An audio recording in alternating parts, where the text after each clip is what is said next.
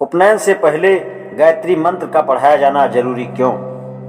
साथियों, उपनयन संस्कार के उपरोक्त वर्णन से दो बातें स्पष्ट होती हैं। उपनयन का अभिप्राय एक व्यक्ति को आचार्य के पास वेदाध्ययन के निमित्त भेजना था और वेद पाठ गायत्री से शुरू होता था।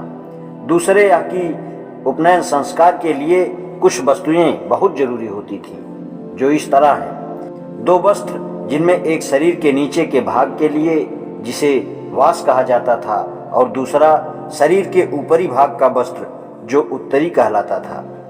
दंड, छड़ी और मेखला या कमर में बांधने के लिए मूंज की रस्सी। यदि इस वर्णन का आज के उपनयन संस्कार से तुलना करें तो आश्चर्य होगा कि प्राचीन काल के उपनयन संस्कार में यज्ञोपवीत जनेऊ का कोई उल्लेख नहीं है। आधुनिक उपनयन का मुख्य ध्येय यज्ञोपवीत धारण करना मात्र ही रह गया है और इस यज्ञोपवीत याज्ञवल्क्य इसे ब्रह्मसूत्र कहता है कि भूमिका इतनी प्रबल हो चुकी है कि इससे बनाने तथा प्रयोग के लिए विस्तृत नियमावली तक तैयार कर ली गई है।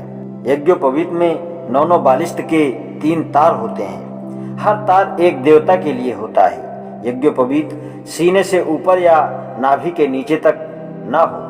एक व्यक्ति एक बार में एक से अधिक यज्ञोपवीत धारण कर सकता है।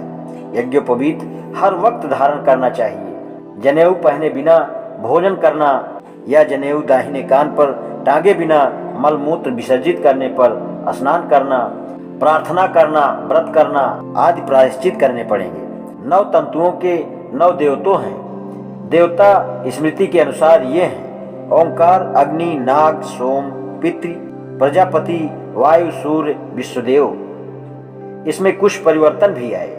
मेधापति का कहना है कि इष्टि, पशुबलि, सोमयज्ञ 3 सूत्रों का एक ही यज्ञोपवीत हो, परंतु इसकी 3 श्रेणियां हों। अहिन, एका और सूत्र, 3 अग्नियां हों, 7 सोम समस्व और 7 फेर हों। ब्रह्मचारी केवल 1 जनेऊ पहने, 1 स्नातक और गृहस्थ 2 जनेऊ पहने। यदि कोई दीर्घजीवी होना चाहे तो 2 से अधिक जनेऊ पहने। स्नातक को सदा 2 जनेऊ पहनने चाहिए। गृहस्थ 10 जनेऊ तक जितने चाहे पहन सकता है। दूसरे व्यक्ति का यज्ञोपवीत तथा वस्तुएं जैसे जूते, माला, आभूषण या कमंडल आदि धारण करना वर्जित है। यज्ञोपवीत 3 प्रकार से निवीत, प्रसन्वित तथा उपवीत धारण करने का प्रावधान है। जब इसे गले में हृदयस्थ से 2 अंगुल नीचे और नाभि से 2 अंगुल ऊपर पहनते हैं तो यह निवीत कहलाता है। उपवीत बाएं कंधे से दाईं ओर तो दाएं कंधे से बाईं ओर धारण करने से प्रसन्नवीत कहा जाता है। यज्ञोपवीत का प्रारंभ कैसे हुआ, इसके विषय में तिलक महोदय का विचार है। वैदिक ग्रंथों में प्रजापति को ओरियन अर्थात मृगशिरा कहा जाता है, अन्यथा उसे यज्ञ भी कहा जाता है।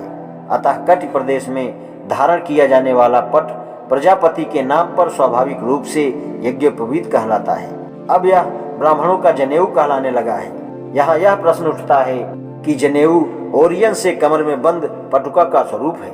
मुझे यह निम्नलिखित आधार पर सही मालूम होता है। स्थानीय शोधकर्ताओं के अनुसार यज्ञोपवीत यज्ञ प्लस उपवीत शब्द की संधि है, परंतु इस विषय में मतभेद है। संयुक्त शब्द का अर्थ यज्ञ का उपवीत है या यज्ञ के लिए उपवीत। होत्रियों ने एक स्मृति के अनुसार परमात्मा को यज्ञ कहा है, उनका यह उपवीत है, अतः यज्ञोपवीत कहा गया है। जनेऊ धारण करते समय यज्ञोपवीत परम पवित्र प्रजेतेयत सहजम पुरस्ताब्र मंत्र पढ़ा जाता है। यह मंत्र किसी संहिता में उपलब्ध नहीं है। बोधायन ने इसे ब्रह्मोपनिषद में लिखा है। यह मंत्र आहोमा एष्ठ के समान है, जिसका अर्थ है यज्ञोपवीत उच्च और पवित्र है। यह ब्रह्मा के साथ ही उत्पन्न हुआ है। आज इतना ही, शेष कल। धन्यवाद।